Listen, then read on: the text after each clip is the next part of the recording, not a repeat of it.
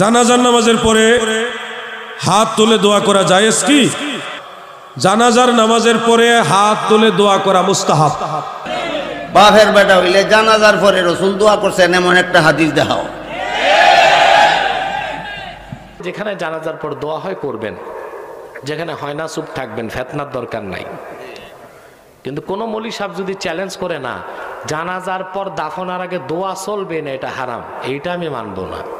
এখন দাফনের আগে দোয়া করণ যাইতো না, মৌলবী শুধু একটা দলিল দাও।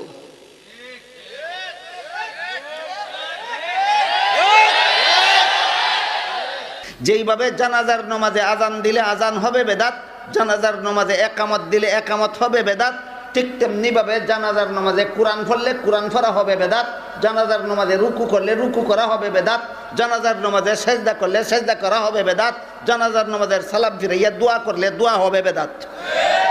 ঠিক বললে হবে না, বেদাত কেন হবে সেটা বলতে হবে আপনাদের। আমি একটা একটা করে আবার বলি, জানাজার নামাজে আজান দিলে বেদাত হবে কেন? নবীর তরিকায় নাই। জানাজার নামাজের জমাতের জন্য একামত দিলে একামত বেদাত হবে কেন? নবীর তরিকায় নাই। জানাজার নামাজে কোরআন তেলাওয়াত করলে তেলাওয়াত বিদাত হবে কেন? নবীর তরিকায় নাই। জানাজার নামাজে রুকু করলে রুকু বেদাত হবে কেন? নবীর তরিকায় নাই। জানাজার নামাজে সেজদা করলে সেজদা বেদাত হবে কেন? নবীর তরিকায় নাই। একই কারণে জানাজার সালাম ফিরাইয়া মুনাজাত করলে মুনাজাত বেদাত হবে কেন? নবীর তরিকায় নাই। এই বিষয়গুলি না বুঝার কারণে কিছু যুক্তিবাদী আমাদের সমাজে আবির্ভাব হয়েছে। তারা বলে পাঁচ বেলার নামাজের সালাম ফিরাইয়া যদি মুনাজাত করতে পারি, জানাজার নামাজের সালাম ফিরাইয়া মুনাজাত করলে দোষ কি? এর দলিল হইল দোষ কি? দুইটা শব্দ। বেদাতীদের দলিল দুইটা শব্দ, দোষ কি? বেদাতীদের দলিল কটা শব্দ? দুইটা শব্দ। শব্দ দুইটা কি কি? আপনাদের জবাব হইল একটা শব্দ, দোষ এইটাই বেদাত। এর দলিল হইল দুই শব্দ, আর আপনাদের জবাব হইল এক শব্দ। কথা বুঝলেন কি? তাহলে বুঝে থাকলে আবার আমি জিজ্ঞাসা করি আপনাদেরকে, জানাজার নামাজের জমাতের জন্য আজান দিলে দোষ কি? একামত দিলে দোষ কি? কোরআন পড়লে দোষ কি? রুকু করলে দোষ কি? সেজদা করলে দোষ কি? সালাম ফিরাইয়া দোয়া করলে দোষ কি? আজান দিলে যেই দোষ, একামত দিলে যেই দোষ, কোরআন পড়লে যেই দোষ, রুকু করলে যেই দোষ, সেজদা করলে যেই দোষ, দোয়া করলে সেই দোষ।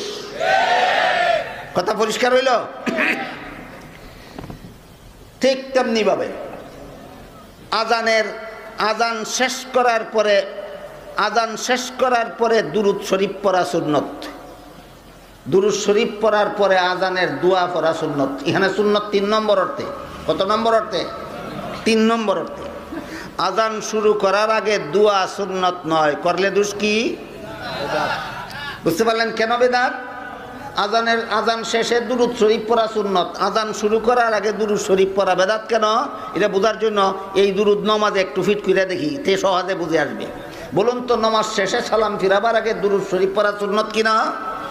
তাইলে হাদিস শরীফে তো রাসূল বলেছেন, যে ব্যক্তি আমার প্রতি একবার দুরুদ শরীফ পড়বে তার প্রতি আল্লাহ 10 বার রহমত নাজিল করবেন, তার 10টা গুনাহ মাফ করে দেবেন, তার 10টা মর্যাদা বাড়িয়ে দেবেন।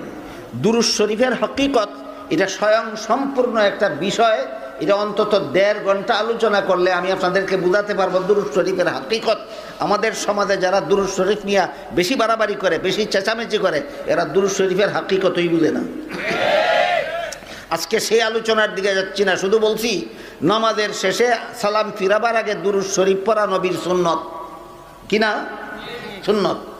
তাহলে দুরুদ শরীফের যেহেতু এত ফজিলত, রসুল বলেন একবার দুরুদ শরীফ পড়লে আল্লাহ 10 বার রহমত নাজিল করেন, 10টা গুনাহ মাফ করেন, 10টা মর্যাদা বাড়িয়ে দেন। তাইলে এত বড় ফজিলতের দুরুদ শুধু নামাজের শেষে পড়বো কেন? নিয়ত বান্দার পরে সুবহানাকা পড়ার আগে একবার দুরুদ শরীফ পড়লে দোষ কি? বেদাত। নামাজের শুরুতে দুরুদ শরীফ পড়লে দোষ কি? এই প্রশ্নের যেই জবাব, আজানের আগে দুরুদ শরীফ পড়লে দোষ কি, সেই প্রশ্নের একই জবাব। সেই প্রশ্নের একই জবাব।